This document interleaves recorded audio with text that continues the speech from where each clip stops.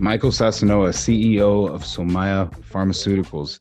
Such a pleasure to have you here today. When I saw your bio come across, instantly had my attention. You're involved in cannabis, medical cannabis, and you are in the European market. I want to talk to us a little bit, give us a brief overview. What is SOMAÍ Pharmaceuticals? And then we're going to dive into some personal questions that I have about Europe and the exciting things that are happening over there. Yeah, absolutely. Thanks for having me on today. And you're right. It's pharmaceutical grade cannabis made in Europe. SOMAÍ Pharmaceuticals manufactures it. So we take the biomass, the plant materials, and we convert it to the products through the extraction. So bringing the pharmaceutical projects to Europe is and bringing the U.S. know-how is our what we're known for. How long has SOMAÍ been in business? You guys were operating in the U.S. at one point in time, correct? Well, we have companies operating in the U.S., okay, but they're separate from the cap structure of SOMAÍ. And we had to segregate that for multiple reasons. So one was recreational in the United States doesn't correlate to the European standards of pharma. So, separating them made a lot of sense. The products are different. The processes are different, but the know-how is still the same. What we've made in the United States translates over here, but it's just way more advanced in the United States than the European community. I've been here. SOMAÍ started in 2019, but really the company opened last year in the summertime. And we just keep turning out products. And one of our things that we do is just keep making more products than anybody else in the community. Now, speak for our listeners, the EU and the UK cannabis space. Is there a cannabis space over there? And talk about that. Yeah, absolutely. Let's put it this way. The largest country is Germany. So, they're the largest flower consumers in the market. Definitely the behemoth. Italy, second largest. And you can kind of liken this to development of states. So Germany would be like your California back in the day, starting off. Italy, kind of like your Florida, strict rules. Okay. And then you can follow through to other countries. Like Luxembourg is recreational now, Malta's recreational. The Netherlands is trying to convert over to a legal format, even though they're the granddaddy of coffee shops. Right. Things. You have Barcelona. I was just there on a trip, looking at all the social clubs. Yes, and the rules are developing, but just like in the United States. The rules aren't there. So, it causes companies like in Barcelona, they were talking how much they're struggling.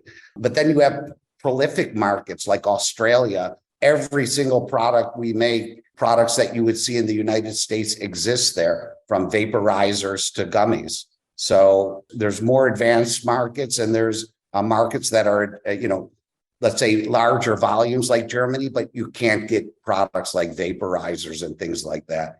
They're just with drops and formats like that. Now that's all for cannabis, correct?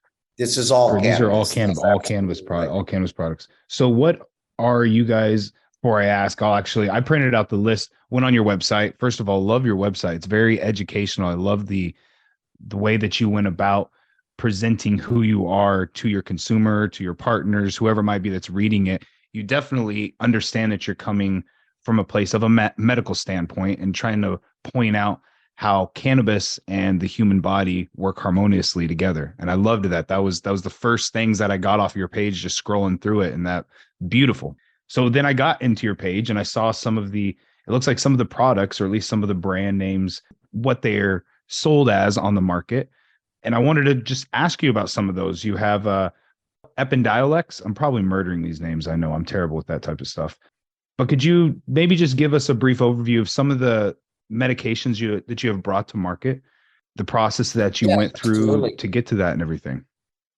Without a doubt, it's interesting because we had to reverse what we know in the United States, where you're just putting out your products. You're saying, here's my gummy bear lines. This is my hydrocarbon live resin lines, and you're pretty much explaining your products or your location or where you can buy these products. The difference over here is there's the educational gap is much greater, and you're restricted as to how you can advertise. So just like any pharmaceutical product, we can't go out there and say, this is good for you. You should try this. And here's what, here are the things that it solves. So we have to work a little bit backwards and go back to the beginning of educating people. So, it's like a throwback 15, 20 years ago for the Americans. And, you're talking from the beginning to doctors or to, the patient groups in a sideways way and saying, okay, well, this is what it's about, and trying to bring that educational level up there. When you kind of break it down, there's the pharmaceutical level products, which there's very few of. So those would be your Epidiolex, Sativex, Marinol, Dronabinol. So these have gone through clinical trials just like any other medicine that you can consume. Where we lie is is another area which you would call the herbal medicines, distillates, products created with distillates, with different formats. So drops, things we used to make ages ago, which really don't exist that much in the US markets. Well, those are the beginning steps here. Sprays, something that, is not really in the US market, but from the pharmaceutical perspective, is very avant-garde here. As a matter of fact, there's very few people that even make that. Gel caps, things that we're used, something that, we're used to getting with CBD, right? Mm-hmm. But however, for over here, gel caps is completely is transitional. Like, wow, we can actually take this in a pill. We are now making vaporizers. These are for the Australian and the UK market. It's surprisingly not necessarily a medicinal product, but they use it as. Now, is this through like the healthcare system in these countries? Is this through like actual doctors, your local family doctor that you're going to see, and all other medicine isn't working, or how does a person go about getting, because this isn't recreational, like this isn't being sold at head shops and stuff, is it? This is the products that you're making, at least, right? Currently, it's doctor prescribed. Yeah, you go to your doctor, whether it's your pain doctor or your oncologist or whatever, even your GP, and they're getting a prescription to solve any number, the same things that we're solving in the United States, but they're doing it more formally through their doctors. So it's less of a trial and error to what works. The same trial and error exists, but you still have to go in between with your doctor. So yeah, okay. It is that. But I mean, if you kind of kept up with some of the news that's going on over here, it's recreational is pushing all over the place. So I did, they're looking at the social clubs. They're looking at it more from the social aspect. And now let's see if that translates into things we're used to in the US, like dispensaries, to make the access big.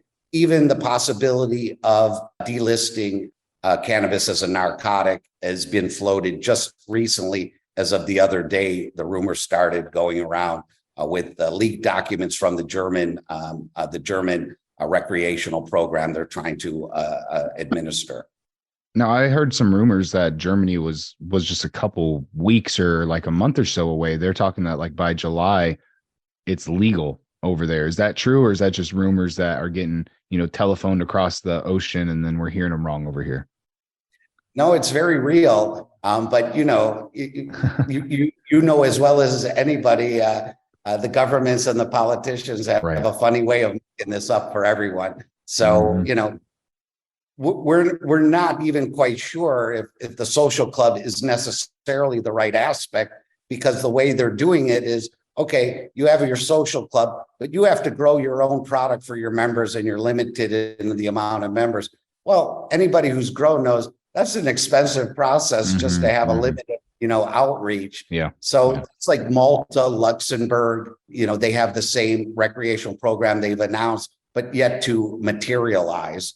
But, and similarly to Barcelona, it's a similar concept. But Barcelona, they haven't legitimized the actual buy side yet. Right. It's all donation. I Yeah, was that's in Barcelona just, I think it was like a month and a half, 2 months ago. First time there, beautiful city. Went from London to Barcelona and it made the trip so much better. Being able to touch down and go to a social club. Went to one that was called Club Guru. Went there because of somebody that I follow on social media, actually, Soma Seeds, an old school geneticist from over there in the EU. And anyway, it was a wonderful experience, but then it reminded me of back in the day, like 2014, 2015 Colorado, of when cannabis just got recreation was just recreational, and there was so many gray areas, and you did actually have, I knew some people that had little social lounges like this, and they were doing kind of the same thing, but those got shut down very fast and they got really harsh penalties. But to see that some of these, social clubs have been going for almost a decade, some of them. And that's quite a while. It's not as long as, like you said, the original coffee shops that are there in the Netherlands. It's exciting to see the acceptance, almost, in a way. Now, there in Germany, I was in the military. I was stationed over in Germany, had the pleasure of being over there. At the end of my time, when I got out, and I was able to spend some civilian time there as well, hashish was a lot easier to get over there, sometimes even than flower, and it was very good. And actually found that there was quite a bit of cannabis there in Germany. But the penalties over there are also very, very strict for any type of use or distribution or anything. How have you guys been able to go about? How was the reception? Because you're producing, like you said, oils, tinctures, stuff that we saw, 15, 20 years ago in the US, that type of stuff was going. So it's kind of the same way over there in Europe, is what I'm seeing. Is, they're like about 10 years behind us in the cannabis revolution, if you will. Am I hearing that correct? Yeah, that's absolutely right. And, the laws now, like, they're less trying to criminalize the actual usage. As a matter of fact, most of them, it's fairly lax for usage now. But, dealing for sure is not tolerated if Right. looking for it, which they're really not. And, the Moroccan hash is still the most in demand, best priced hash in the market. And Morocco just legalized also. But the Moroccan growers have to do deals with people like us who manufacture it. So, we get a lot of calls from over there. Can we work with you guys in order to legitimize our license and stuff? And yeah, those clubs in Barcelona, they're fantastic. What was the products I was buying? So I went in there, and to be gracious to the hosts that's let me come in to see it as an industry person. I bought everything that I could do just to, as gifts for people. And what did I find? I'm buying California vape cartridges with the Yes. California insignia on it. Yep. So, Yep. when I was, my friend in Thailand sent me back a picture. He goes, "Hey, do you know this vape?" I go, "That's a California insignia of the cartridge, right on top of it." So it looks like the U.S. products has made their way over here, regardless. Yes, they do.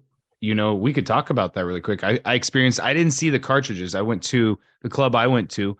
I won't say the name on here. They were amazing. I loved them. The first day that I went there, the first two times I went there 3 days in a row. They had just their in-house product. Very good. It was some really good, I would say, like land raised heirloom strains. Cat piss for the first time in probably almost 11 years. I was able to smoke cat piss, which is an amazing sativa strain, and also very pain relieving sativa strain. But they told me, they're like, and then they had some cartridges there. I will say that it was kind of sad seeing, they said that these were the ones that they produced, just the quality of it, coming from someone that's in a manufacturing of extract products and stuff here in the US, in the hemp space right now, just because of where our company and stuff is. It was still just sad to see the quality. It was very, very dark oil. The terpenes just were not there. The flavor was not there, and the effect wasn't there. But they said, "We have something special coming in tomorrow. Come in." And then when I went in there, it was, like you said, California products. They had California bud. They had some vape carts and stuff there. And it was kind of funny to me to see that, of it just infiltrating. And then I was reading an article just yesterday. There in the Thailand market, it's actually a problem for them right now, because there is such a influx outside cannabis, whether it be coming from the US or sometimes other markets coming from Africa and stuff coming into Thailand. And it's superior to what they're able to grow there currently right now and cheaper than what the locals can produce it for. And so it's really, Thailand is a budding new market that I'm interested in, and I'm just encouraged to see it as well, being in Asia and this market happening. But it's already getting hit with, products that are coming from over here in America. And I see that as honestly a problem in America, because if we would just do some legalization over here, it would allow for more consumption, and more of these products that are made here at home here in the US could stay in the US, and then we could start doing interstate, trade and stuff. You brought up Moroccan hash. South Africa. Do you guys work with anybody from South Africa? There's some people that there was a guy that reached out to me that he said that the government had just legalized cannabis for growing and for distribution purposes and everything, and that they were looking for companies in the EU to partner with. And he had seen us because of the stuff that we're doing on our side with trying to be in the EU as well. Do you work with any companies from other parts of Africa? Absolutely. I mean, South Africa, Lesotho, they have, I think, 70 plus growers, and some of them large scale over there, as well as a few South American countries, by the way, as well. So, these countries are, of course, the genetic developments that we have in the US, especially the West Coast, or even, yes, Canada to some extent, BC cannabis growers. These are highly developed strains. And so the larger scale growers, are just developing and breaking in a lot of these grows because they've been functioning for 2 or 3 or more years, still relatively new, and getting their genetics into cycle is still going to take a while. Yes. But yeah, these are places definitely that are turning out volumes. They want to come to the bigger markets, which is the EU. We sit in that phase of being able to process it for them, similar to you. And so we sit in that middle of that pond and watch, all of these growers develop, and it's quite incredible. You talk about them wanting to get into the EU with it being such a big market. And as we're sitting here talking, we're talking about different countries all across the globe doing trade with cannabis together. Now, is it all legal? We don't have to get into that, but there are ways for them to do stuff, except with the US. The US is one of those companies or one of those countries that pretty much has its borders closed off to all things cannabis, right? That's right. That's right. I mean, look, the gray market will do what it wants to do. There is no rules, right. But that's what it is. Yeah. For our market, which is the legal market, mm-hmm. We are global importers and we are global exporters. So as long as the rules, beneficial rules exist in that country, we can, and you're registered properly, we can buy your product from South Africa. We can buy the product from Colombia, and we do. Awesome. And they will produce, much more economically than inter-EU. Now we have also deals inter-EU of suppliers also. And then when our products are made, well, those are also legal tender to go outside borders. So all the countries I've named, Australia, Germany, even up and coming countries like France, Brazil's up and coming for CBD, as you point out, that's a market for us there for our CBD product. South Korea for a CBD product. These exist and we can transport to them under the pharmaceutical grade insignias right now. And that kind of correlates with the 2020 ruling of the UN where they reclassified cannabis as a medicine. So something the US has yet to do. And the US is a closed off border. It's closed off for pharmaceutical goods too, by the way. They just have a completely different cycle than most of Europe. But most of Europe, Asia, India, these countries, they believe in herbal medicines, which, is exactly where cannabis would fall in my book. Mm-hmm. With that UN ruling that happened in 2020, do you think that's what we started? That's why a lot of these different countries we saw legalize or start a push towards after that ruling happened? Is that without a doubt? that's what made it happen. That was the grease that moved the wheels quicker. Mm-hmm. Germany started in 2017, but it was, a very small program at that point in time. You didn't really have international commerce going on to the extent it is today, where you're talking, that there's now reports because they're significant values to the economies like Portugal, the number one infrastructure of cannabis in all of Europe today. They have 20 certified growers and companies here with over 100 in the queue. So it's one of the largest infrastructures, whereas you juxtapose to Germany, they have three growers and producers in that country, plus a few other ancillary producers that are not registered through their program. Other countries like, let's say Australia, even though it's not in the EU, it's one of the fastest growing markets. And now it's kind of spilled over to New Zealand. And they were staunchly against it for years. And then suddenly, last year out of nowhere, New Zealand is picking up news. So definitely that 2020 ruling made it a lot easier for everyone. It legalized it as a medicine, made it very clear, because there's a few things at play. There's the United Nations, there's the EU Parliament, and there's the individual countries' rules. So, the UN is one of those ones that have been really a stickler about not changing it. And to call it a medicine was the first big movement from that narcotics treaty of 1961 and 1971 single convention treaty, which is what was barring the global trade. So, yeah. It's so amazing to see the progressive movements that we are around the world. Just wish America could be more progressive, but we are in our own right. We've pioneered a lot of different things with cannabis, and a lot of people want to be like America, but at the end of the day, like you've said, more countries are more open to trade and everything. We're more closed off. With a lot of these countries, though, still America is still the one country that has the most recreational use. Most of these countries are still just medical, but you're saying that they're booming markets. How big of a market? I mean, you guys moved your entire operation. You have your entire operations pretty much set up over there in the EU, and you're doing this all medically. So is there a lot of people that are seeking out alternative medicine, seeking out cannabis as a form of relief in their daily lives? Yeah, absolutely. If you kind of take the US market, that's the heavyweight champion of the world, $30 billion in sales. Despite our complaints, which are obvious, there should be some federal legality, at least safe banking at minimum. Taxation should be reasonable. Some states shouldn't be as restrictive, and some states should be a little more restrictive to keep the people in business. So there's pluses and minuses. What are we losing out on in the US, and where is the EU cleaning our clock? Well, we're losing out in the global trade.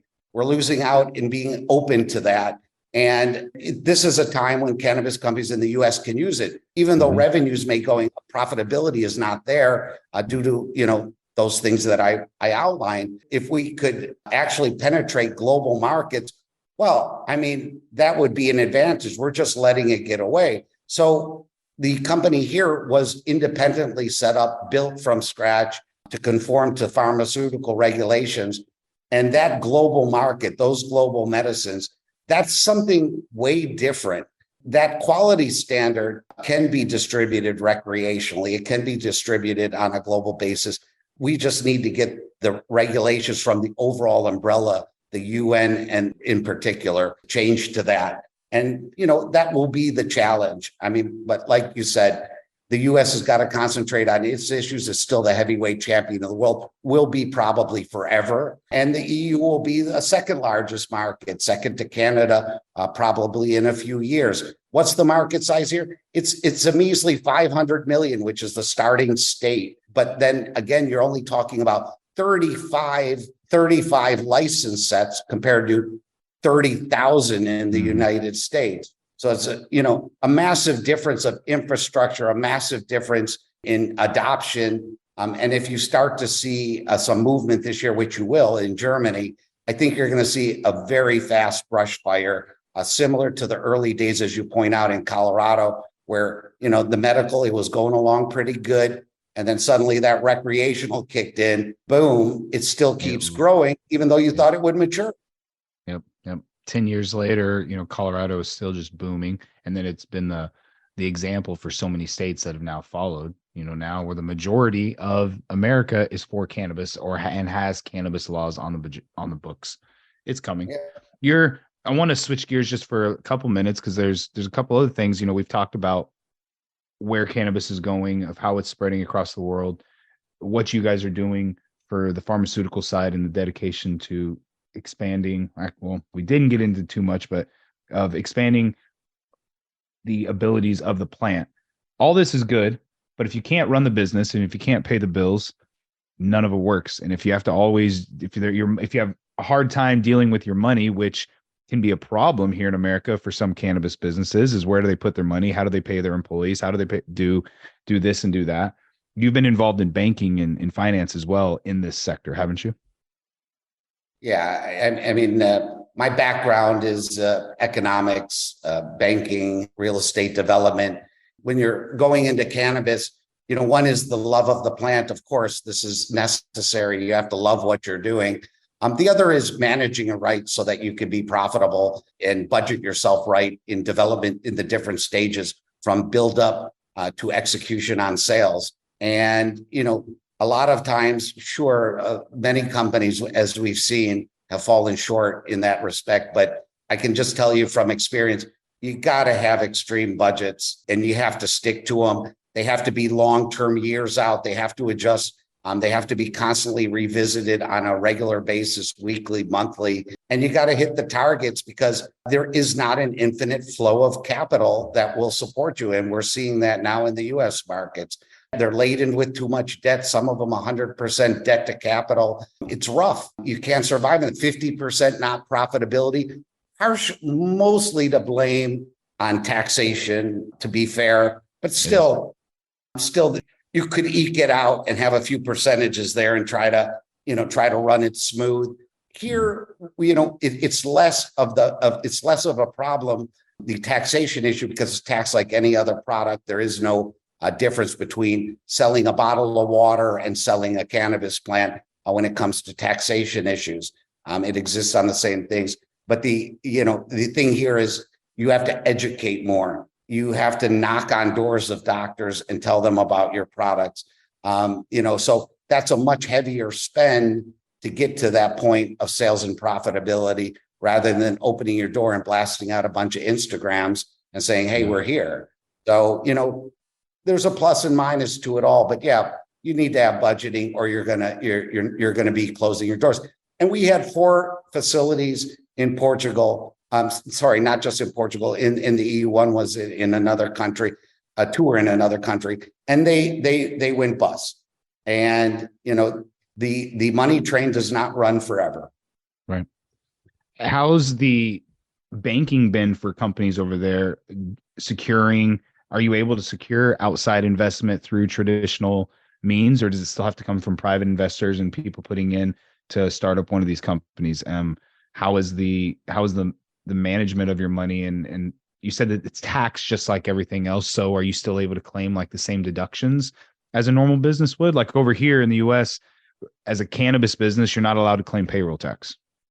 And that's, sometimes it's a huge thing for companies, and you have to be creative with that. How is it treated over there in the EU? Yeah, 280 is a nightmare. It's got to go away. But anyways, this is just like any other product you make, the same deductions, the same exact thing. And in fact, the EU government, Portugal to be specific, gave us 2.7 million euros. Can you imagine? They're supporting us with money, and not a little money, a lot of money. Yeah. And so, they believe in the industry. They want to support it. Portugal it's not as robust an economy as Germany or some of the richer countries, and they get the importance of supporting the pharmaceutical industry, especially the cannabis industry. So we have support. We want more regulations to give greater access to the groups.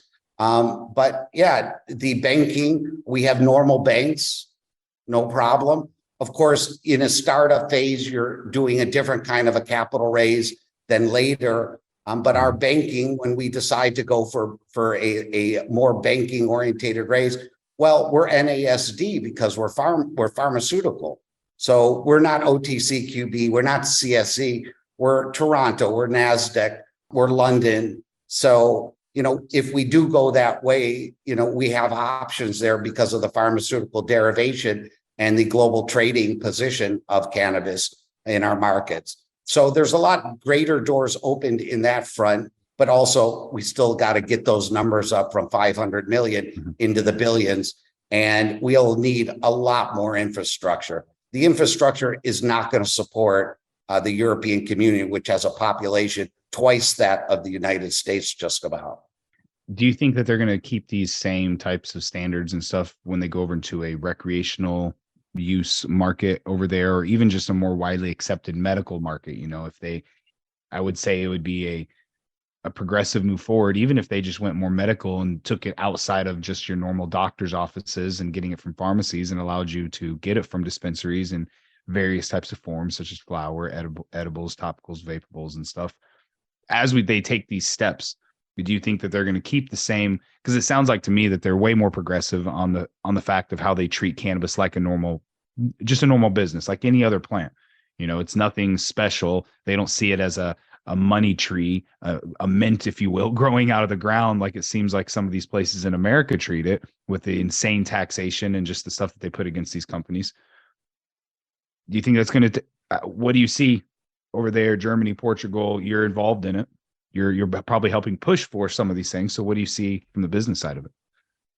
I mean, if you would have asked me this question a few weeks ago, my answer would have been definitive. There's going to be no change in standards for cultivating or for manufacturing.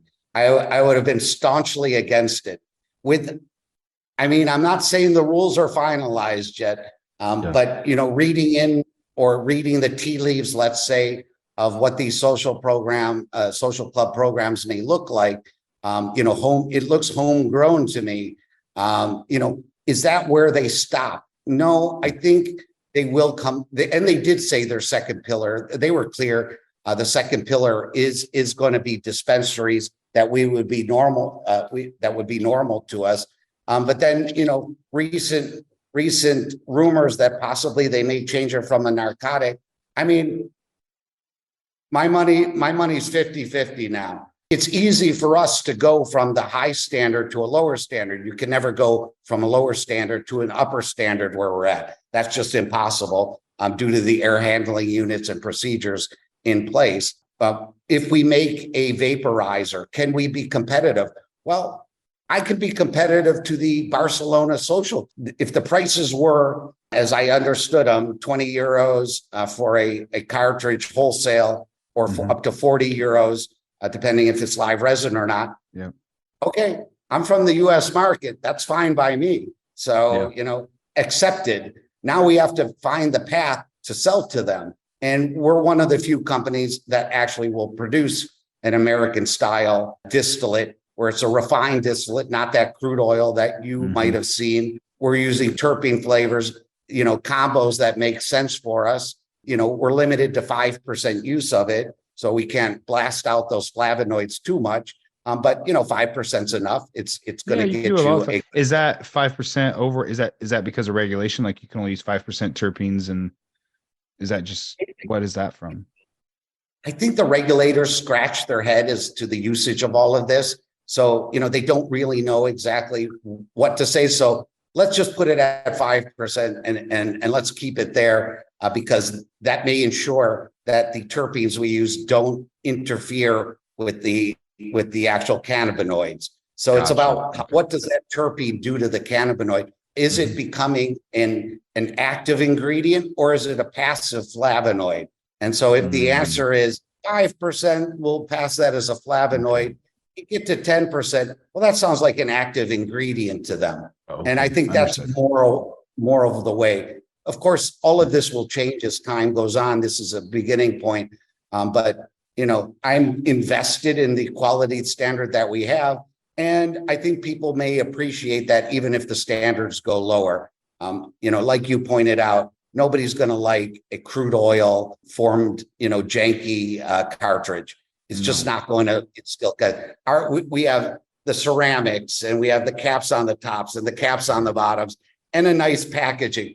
Well, that goes a long way to confidence in a product, just like any product, even if whatever product, the gummy bears were quite shocking to me. So I bought a ton of them just to, it was like 25 mgs as the starting point. Isn't that beyond the beginner level? Right. 10 mgs, no problem, great night out for the day, 25, are we going to sleep tonight? Right. What's the starting point here? But where are they even getting those numbers, because with there being no standards and stuff, and the testing facilities aren't as widely able to be reached, and I'm not even sure our company, the standard BM that we have, which is our hemp company and everything, we've been looking at the international market with some different things, and we've been working for almost a year trying to get a product into the UK. Fingers crossed, maybe weeks away. Our current product has been at a lab. We're waiting on the COAs to come back. And so then we'll see. We'll see if we get approval and everything on that. But it was just a process finding the correct lab to get stuff tested at and everything. Standards have to be put in place. And then, there's, like you said, there's only there's a minimal amount of licenses and actual licensed facilities and stuff over there. And so the ability for quality products, I just don't feel is there yet. Thankfully, there are companies like yourself that when the markets start expanding, you're already ready to bring over, as you said, the heavyweight abilities of the US over to the EU and show them these different methods of extraction and processing and everything. It's exciting to see the markets growing. And from a business standpoint, it seems like the EU is a more favorable place to do business for cannabis as it grows, as it expands, as the markets open up, because of the way that they treat cannabis. It's not treated as anything special. So that's very exciting to hear. And we look forward to seeing where they continue to go. The standard's going to ensure confidence in everybody, no matter where you're at, right? If you're looking for the, bottom shelf, homegrown, don't care what it looks like, don't care if it's trimmed or not. Well, okay, that's one market and that's fine. And that market deserves to have product and be heard. But there's a whole nother market, especially opening up demographics, different age groups and bringing things from outside to inside under the legal manner. For your industry, I assume you're operating under GMP, so, what those standards are. The cannabis industry in the United States isn't even GMP yet. No, it's not. Yeah. So imagine, the CBD market is well more advanced in that respect. And then once you go to GMP pharmaceutical, I'll bring a tear to your eye with the expenses in order to do it. But I'd love to talk to you afterwards and see if we can help you here in Europe. I would love to. With the different markets, because things are easier than you would think. Like we can self-clear our lab. So we have our own lab and we can self-clear the products and represent them because we've invested into that. So there's a lot of benefits that people don't know in the US because, we have a different, the process is different. And I was not going to make a CBD product until a few months ago. I thought, okay, we're only doing THC products. We have to stick to those guns. Well, the biggest seller CBD over here, and their biggest difficulty is who do we trust to make the products? Yeah. And starting last year, we said, okay, and we've had a bigger reception in more countries than I could have even imagined. And it's a phenomenal product.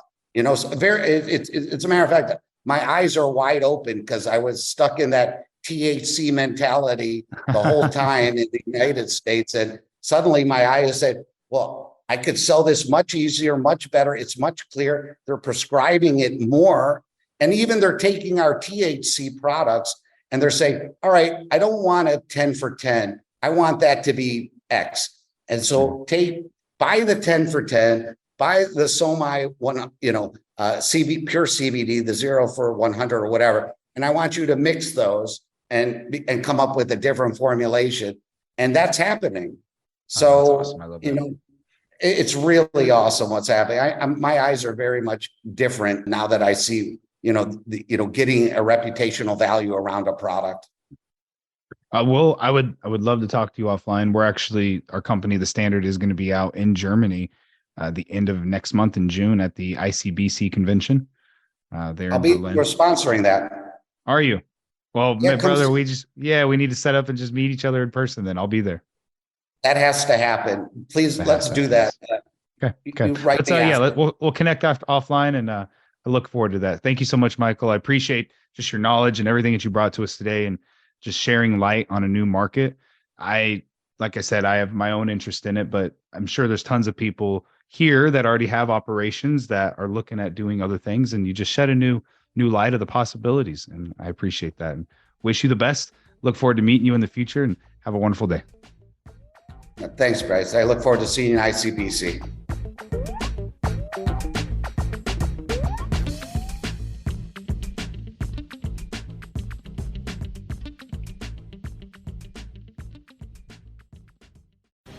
The opinions expressed on this CannabisRadio.com program are those of the guests and hosts and do not necessarily reflect those of the staff and management of CannabisRadio.com. Any rebroadcast, republication, or retransmission of this program without proper consent is prohibited.